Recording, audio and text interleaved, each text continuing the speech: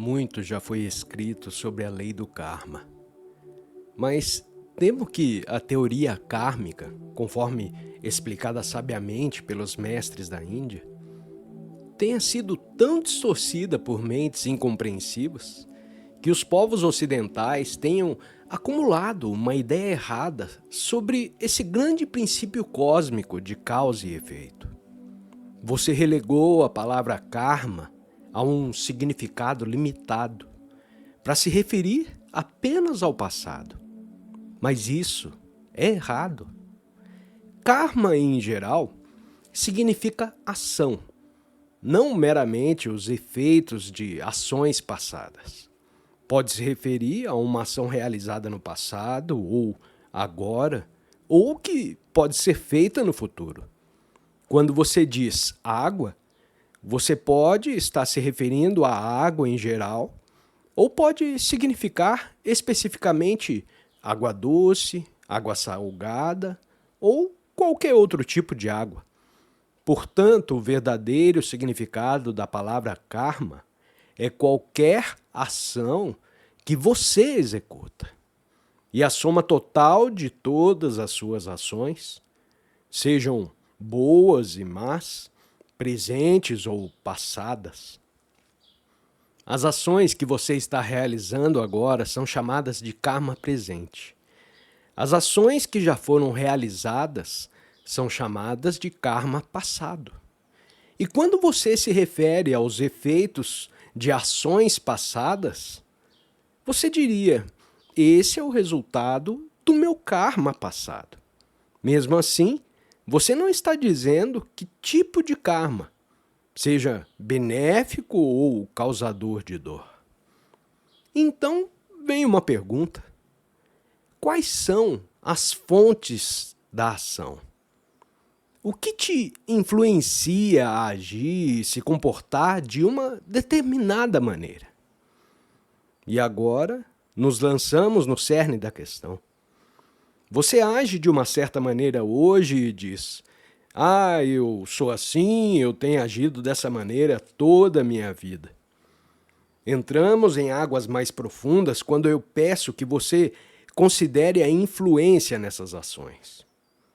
Existem duas maneiras de trabalhar: impulsionado por sua própria escolha, livre, e por influências. Tantas influências sutis estão entrelaçadas com suas decisões que é muito difícil para você julgar quais ações são realizadas de acordo com a sua própria escolha e quais são realizadas sob compulsões kármicas do passado ou qualquer outra influência. É raro ver um homem verdadeiramente livre. A maioria das pessoas pensa que é livre, enquanto as suas mentes estão totalmente acorrentadas por correntes psicológicas.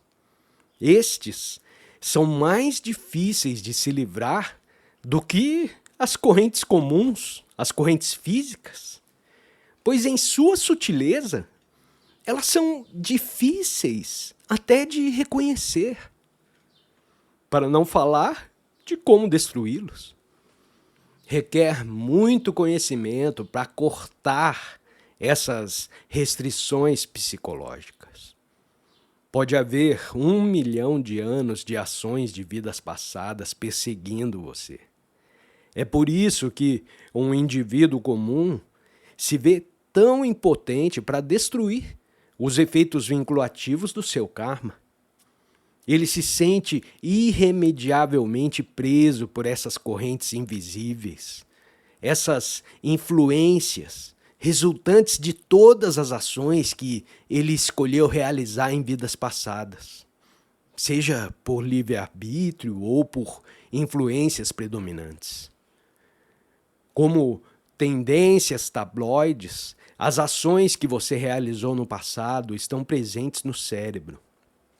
Diagnosticar essas influências kármicas não é uma questão simples, mas de acordo com as suas características, inclinações, humores salientes, você pode detectar quais propensões o estão perseguindo. E quão forte elas são uma influência na sua vida atual e em suas ações atuais. Agora, além do seu karma passado, quais são as influências na sua vida atual? A civilização mundial é uma delas. Em qualquer época em que um homem nasce, ele é influenciado pela civilização da época. Se alguém nasce no 8º século, ele é influenciado por esse século. Vocês estão todos se vestindo, por exemplo, de acordo com a civilização atual. Você tem mais materiais para escolher do que nos séculos passados. Você está pensando mais em conforto e estilo do que em mero calor e necessidade. Da mesma forma, todos vocês estão comendo agora de acordo com a civilização atual. Por exemplo, não se falava em vitaminas no século VI. Portanto, a sua consciência atual e ações ou comportamento são influenciados por essa sociedade atual. Então, a próxima forte influência sobre o homem é a nacionalidade. A alma se identifica com o corpo e diz: "Ah, eu sou americano", ou "eu sou hindu", ou "eu sou brasileiro", e assim por diante. Não é fácil livrar-se dessa influência, dessa identificação. Mas por que você deveria pensar que é americano, indiano ou brasileiro? E por que eu costumava pensar que era hindu? Veja, eu digo que costumava pensar porque eu sou um com toda a humanidade. Eu me treinei dessa forma, para não ser prejudicado pela nacionalidade, raça ou qualquer circunscrição que limite a universalidade da alma. Eu estou lhe dizendo sutilmente como superar o seu karma também. Sempre permaneça universal em sua atitude e hábitos de vida. E então, você vai se tornar livre. A alma já usou muitos trajes. Hoje você é brasileiro, na próxima vida possivelmente chinês e assim por diante. É por isso que não é sensato odiar qualquer nacionalidade, pois o ódio atrai, assim como o amor atrai. Qualquer coisa que você odeia, você atrai para si mesmo, para aprender a superar esse preconceito. Essa é a lei. Por exemplo, aqueles que odeiam uma raça. A negra, por exemplo, eles nascerão nessa raça invariavelmente. Quanto maior o ódio, mais forte será a atração kármica pelo objeto odiado. A origem das raças claras e escuras foi influenciada pelas condições climáticas. O clima mudará tanto que algum dia será natural ver as raças brancas no Oriente e as raças negras no Ocidente. Isso vai acontecer. Mas muitos anos a partir de agora. Então o homem é influenciado pela comunidade em que vive. Ele é influenciado por seus vizinhos. Se ele mora num bairro aristocrático, ele tende a se comportar de maneira aristocrática. Se vive entre homens de negócios, ele comporta-se como eles. Diferentes tipos de pessoas têm diferentes tipos de hábitos que influenciam você. Misture-se com artistas e você pensará que é a única maneira de ser. Eu não estou condenando os artistas, mas eles precisam ser mais práticos. Você não pode viver apenas da beleza. Ah, eu dormi e sonhei que a vida era beleza. Eu acordei e descobri que a vida era o dever. Você deve ver a beleza no dever, permaneça na companhia de pessoas espirituais e você terá pensamentos espirituais. O ambiente é mais forte do que a força de vontade. Se você quer ser espiritual, procure boa companhia e não se misture com aqueles cujos maus hábitos podem te influenciar de forma errada. Você também é fortemente influenciado por sua família. Você pensa que pertence a um determinado grupo de pessoas, a uma unidade familiar. Eles colocaram uma marca em você e seus hábitos o sobrecarregam. Por fim, todos estão bêbados com alguns hábitos.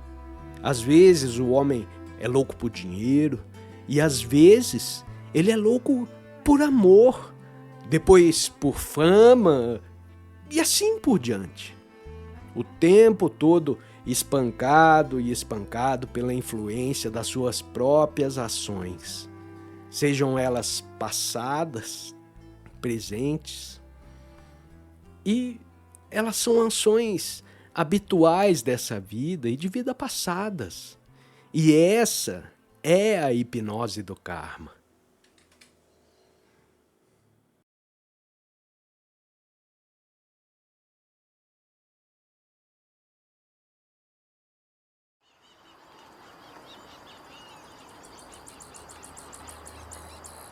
Há dois tipos de dúvida: a dúvida destrutiva e a dúvida construtiva. A dúvida destrutiva equivale ao ceticismo comum. As pessoas que adotam essa atitude são tão cegas na sua descrença quanto qualquer fanático com respeito ao seu fanatismo. Para essas pessoas, o exame imparcial não tem importância. Visam apenas ao aspecto que haverá de rejeitar novas ideias e que corresponde às próprias opiniões ou às opiniões que predominam. O ceticismo é como a estática no rádio da mente. Ele impede uma pessoa de receber as transmissões da intuição advindas do silêncio interior. A dúvida construtiva, por outro lado, equivale ao exame esclarecido, justo e imparcial. Os que cultivam essa atitude jamais julgam de antemão uma ideia. Tampouco aceitam como válida a opinião alheia destituída de fundamento.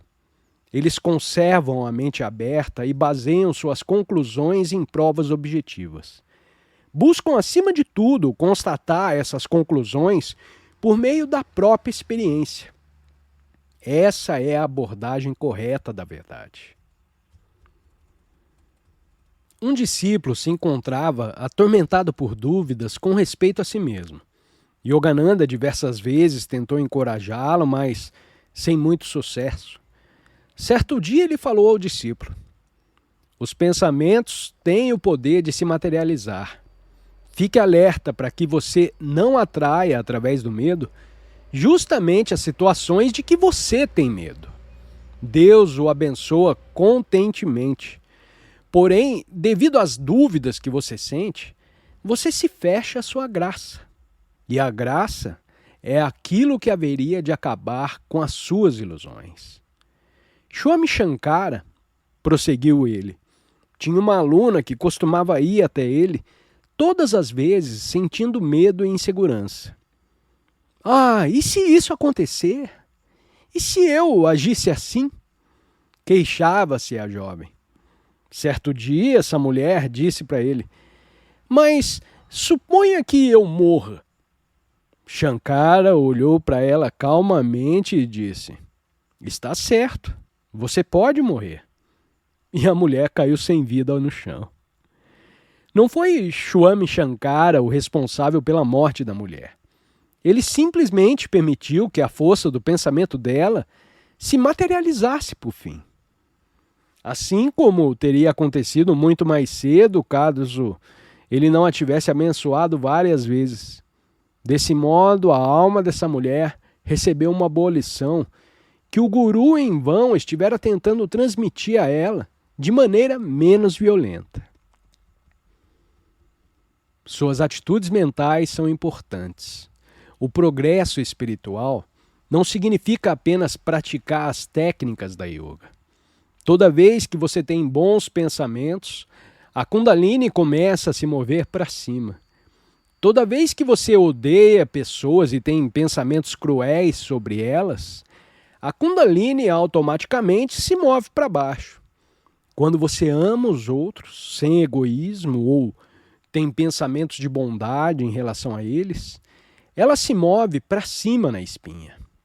A Kundalini não é despertada apenas pelas técnicas. A força vital, à medida que flui pela espinha desde o cérebro, durante a criação do corpo físico, torna-se polarizada. O polo positivo está concentrado no lóbulo frontal do cérebro, no ponto a meio caminho entre as sobrancelhas. O polo negativo está concentrado na base da espinha, na região do cóccix.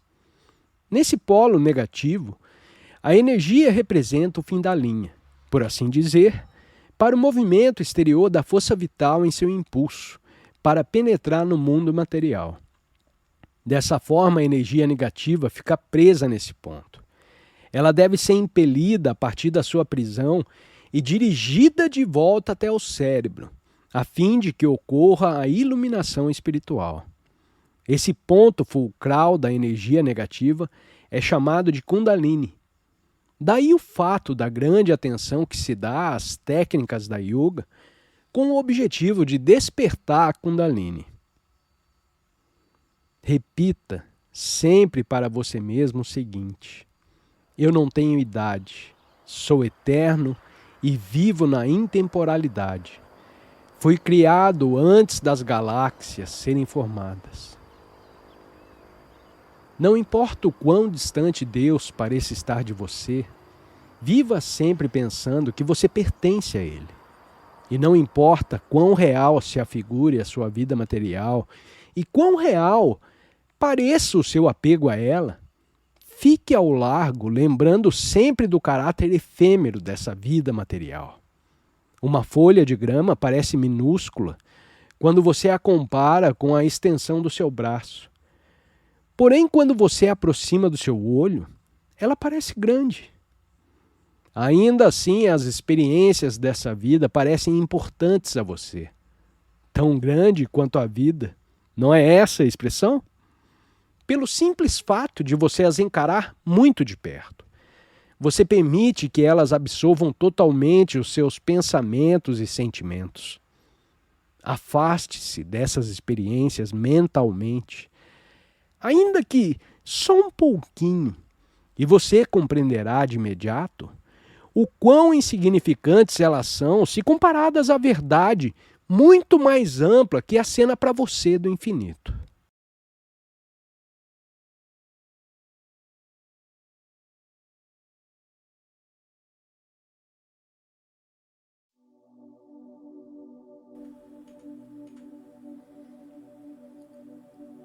Seja sincero com todos. Você pode se dar bem com a maioria das pessoas se ficar as bajulando, mas isso destrói o caráter tanto do doador quanto do receptor. O elogio não é prejudicial se for sincero. Todo mundo gosta de encorajamento, de ser elogiado por suas boas qualidades e ações, se esse reconhecimento for sincero. Mas quando alguém elogia para obter algo em troca, isso é errado. Se meu amor não for suficiente, eu não devo subornar ninguém com bajulação. Uma certa vez, um estudante rico de Milwaukee, ele veio ficar em Washington, e isso foi durante um período inicial difícil, quando tínhamos muito pouco dinheiro para sustentar o trabalho. Ele veio para aprender, mas logo desenvolveu o hábito de tentar ensinar a todos. Eu o chamei ao meu escritório e disse: olha, eu proíbo você de dar mais dinheiro à organização. Eu te dei o meu amor, mas você quer lisonja de mim. Você veio aqui para aprender, mas agora você quer nos ensinar. Ele ficou com raiva e eu disse: Não pense que você me enganou porque permaneci quieto. Tudo que você precisa é de uma boa dose de lisonja, então você pensa que está tudo bem. Mas eu não vou te bajular. Lágrimas surgiram em seus olhos e ele disse: mas tudo aqui vai desmoronar. A revista será interrompida. O Monte Washington não durará a menos que você aceite dinheiro de mim. E eu respondi: mas e daí? Ele ficou com raiva por um longo tempo, prevendo que tudo iria desmoronar sem ele. Mas eu disse: talvez não desmorone. Então eu o adverti: cuidado, você está fazendo previsões terríveis. Mas eu digo a você que se você continuar assim, todo o seu dinheiro será tirado de você. Ele deixou Monte Washington e mais tarde ingressou em outra sociedade. Eles o lisonjearam, lhe deram uma posição importante e depois arrancaram todo o seu dinheiro. Ele teve que voltar para onde começou. O que seria de nós se tivéssemos aceitado o dinheiro daquele homem? Eu teria que fechar os meus olhos para os seus maus caminhos? E isso eu nunca poderia ter feito. Logo após essa experiência, um dos maiores amigos e devotos entrou na organização. Eu tenho visto grandes coisas em minha vida. Tudo que você abre mão por Deus, Ele sabe. O que é se por lisonja você ganha amigos e seguidores, se Deus não está lá? Você é abandonado pelo mundo por falta de sinceridade e abandonado por Deus também, indo na morte para as profundezas do mundo astral, sem qualquer garantia de sua consciência, nem de Deus e nem do homem. Relacionamentos baseados na troca de sinceridade e respeito são maravilhosos.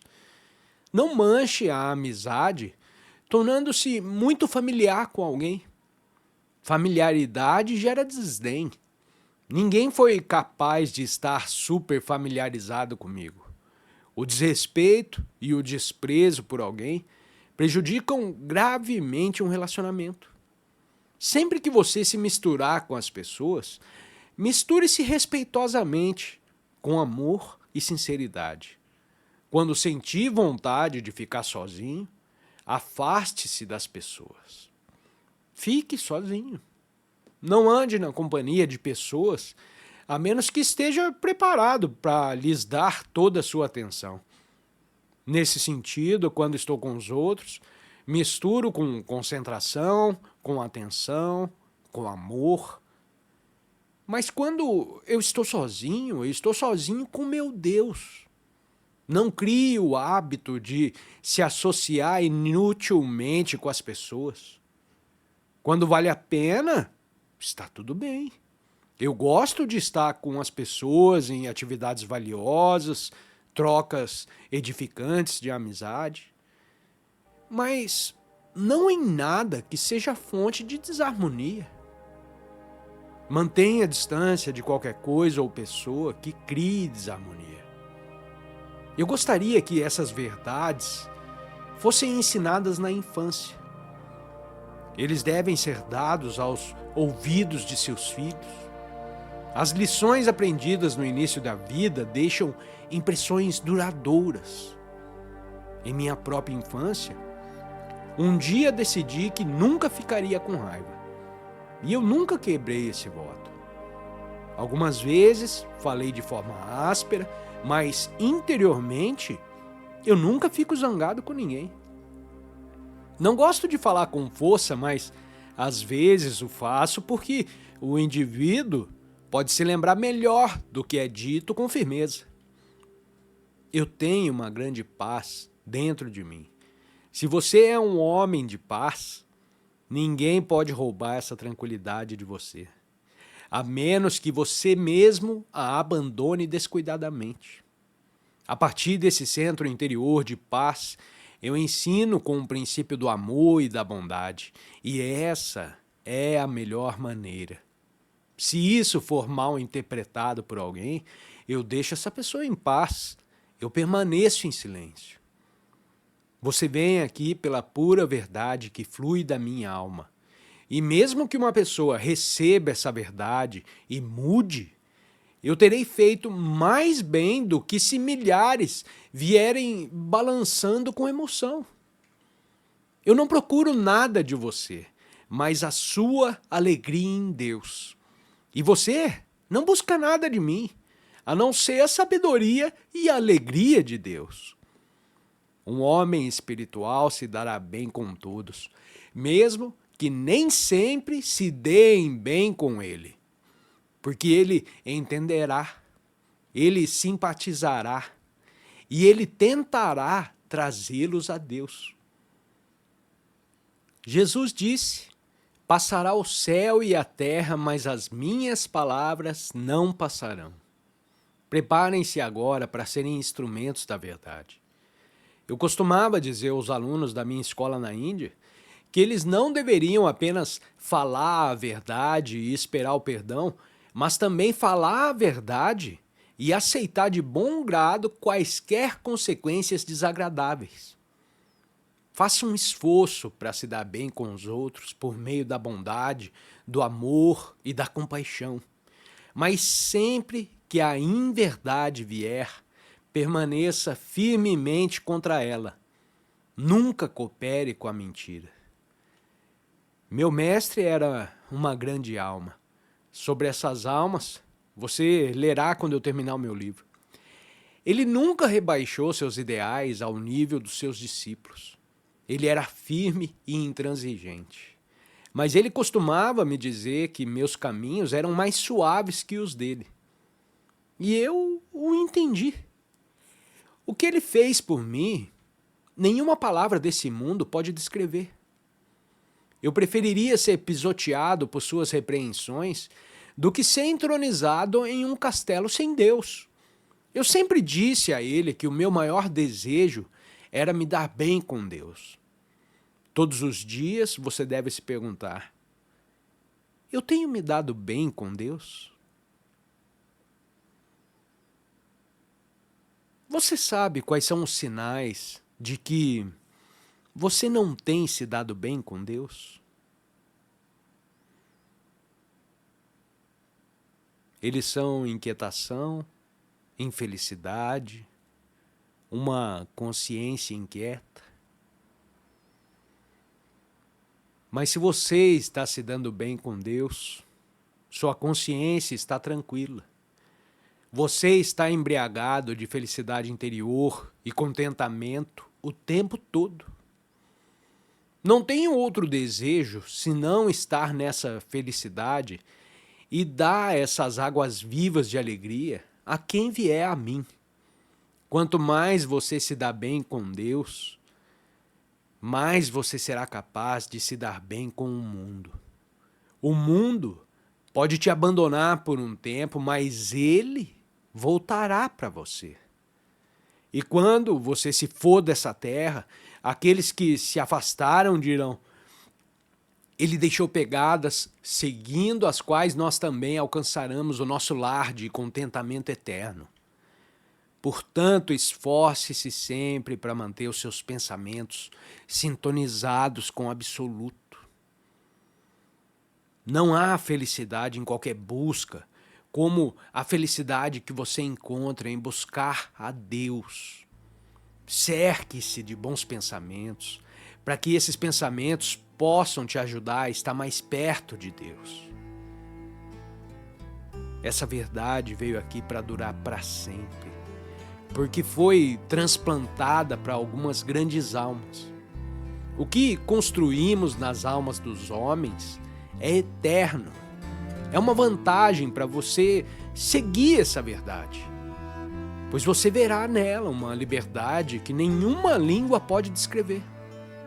As coisas espirituais são intangíveis no começo, mas elas se tornam mais tangíveis do que todas as outras coisas à medida que você segue o caminho. Eu estou interessado na sua alma, e se você tentar se desenvolver, encontrará aqui um tesouro infinito de verdade. Se você estudar esses ensinamentos, saberá que eles não são o resultado da imaginação. Eles são a percepção direta da verdade, que veio através de mim, através de meus grandes gurus. E lembre-se de espalhar essa mensagem por onde você for. A melhor maneira de divulgá-lo é pelo exemplo. Então, ajude os outros com bons pensamentos de verdade. Aqueles que perseverarem até o fim encontrarão liberdade em Deus. Encontrar Deus no fim da trilha é um grande consolo. Não importa se passamos por provações ou decepções na vida, se finalmente todos o encontramos. Nós pertencemos a Ele e nele encontraremos a realização de todos os nossos sonhos. Portanto, nunca devemos desanimar. Não importa como a vida nos trate. Repita comigo: Senhor, só a tua alegria é minha. Isso é só meu. Pai Celestial, ensina-me como me dar bem contigo, e com teu entendimento que eu me dê bem com todos. Abençoa-me para que onde quer que eu esteja possa exemplificar a tua mensagem. Me ensine a fazer todos os dias, com sinceridade e estrita observância de tuas leis, as coisas que te agradam e que ajudam os outros, com tua paz, harmonia e compreensão.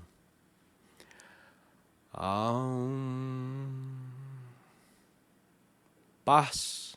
Amém.